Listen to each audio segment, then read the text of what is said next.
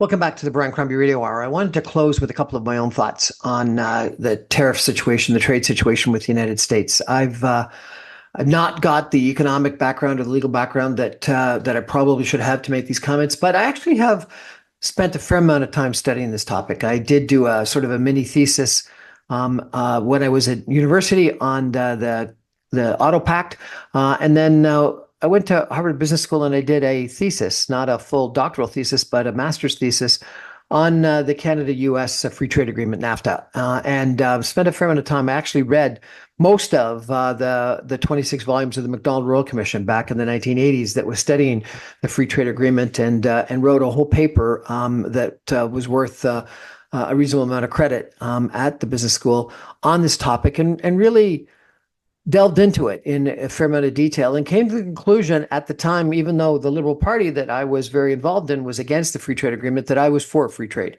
and argued why. Frankly, economics 101. I didn't take an economics degree, but economics 101 certainly taught us all about the theory of comparative advantage. And I am a free trader. And so I think as we think about what Trump is doing, we need to give some thought to, is this just a negotiating ploy? Or is this really the United States, Donald Trump, becoming protectionist America? And I think it's not a negotiating ploy. I think this is Trump, who has talked about tariffs being, his favorite word, talked about going back to the 1880s, 1890s as sort of the golden era of the United States, where there wasn't an income tax, there was government revenues all coming from tariffs. I think that this is what Donald Trump is all about, and his desire to take the United States back to when industrial hard goods manufacturing was what the U.S. was all about, rather than today, which is services and intellectual property. I think it's wrong, but I think that's where he is.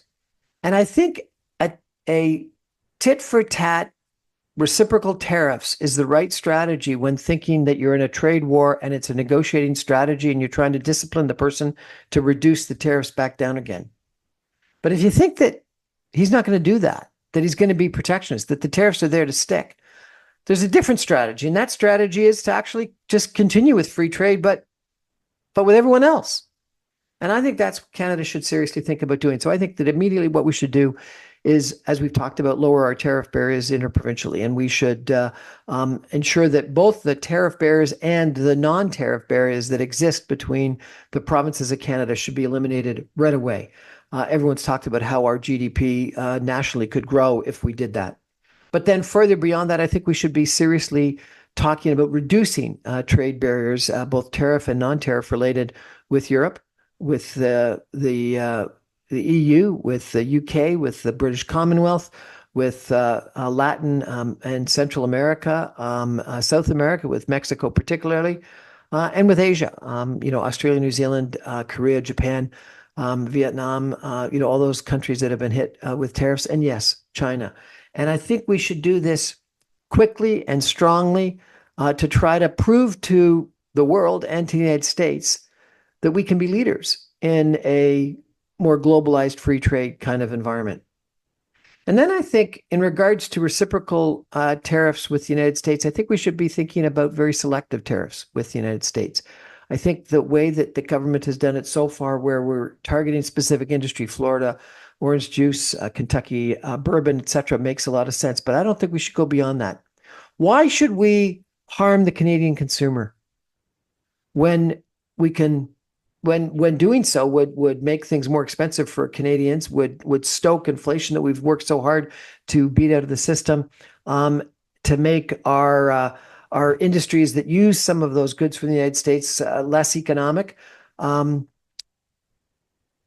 potentially risk becoming, from a public standpoint, a public relations standpoint, in the United States, the cause of job losses in the United States. If Trump wants to impose taxes, tariffs on American consumers, that's up to him. And right now, the Americans are starting to see that Trump is the cause of all this. I don't think we should make it easier for him to say it's our fault by increasing the tariffs in Canada. So I think we should be selective in that regard. Frankly, I think what we should be doing is lowering tariffs against replacement products from elsewhere. When you think about it, when you want to discipline a specific industry, you can increase the tariffs against that specific competitor coming in from the United States, or you can lower the tariffs against a replacement product, competitive product coming in from a different country. That's what I think we should be doing. And harming the competitive economic sort of situation that American producer is in by making the foreign other producer even more cost effective, which would force that American producer to actually lower their prices. Not because we've increased tariffs, but because someone else is more cost effective in the market. I also think we have to seriously think, obviously, about bringing our energy to other markets. And so therefore, the Keystone Pipeline, forget it. We should not be shipping additional natural gas to the United States, but increasing pipeline capacity as quickly as possible to the West Coast, I think makes a lot of sense.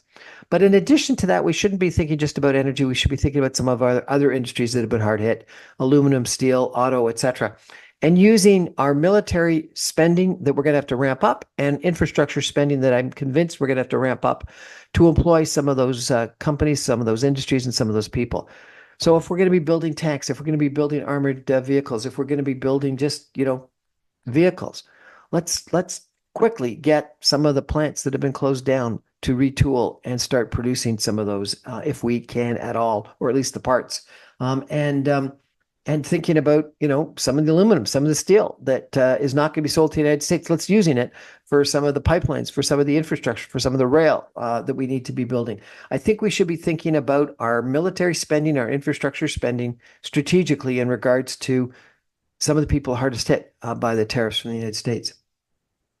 I think we need to think about the world as a different world. And if you go back to that sort of that 1880s, 1890s situation, and or the Great Depression and those Smoot-Hawley tariffs that lots of us, read about in Economics 101 or Political Science 101, and how it was these retaliatory tariffs that created or at least deepened the Great Depression fairly dramatically. If you could do it all over again, what would you do? I think what you would do differently is you wouldn't join in the retaliatory tariffs.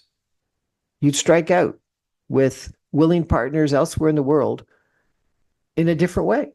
And I think that's what we should be doing now, both within Canada, unquestionably, but with willing participants elsewhere, and the EU, the UK, Mexico, and our Asia allies, the quickest way to do that. Anyway, a couple of thoughts as we think about this trade war that Trump has launched against us and how we're going to combat it. Thanks.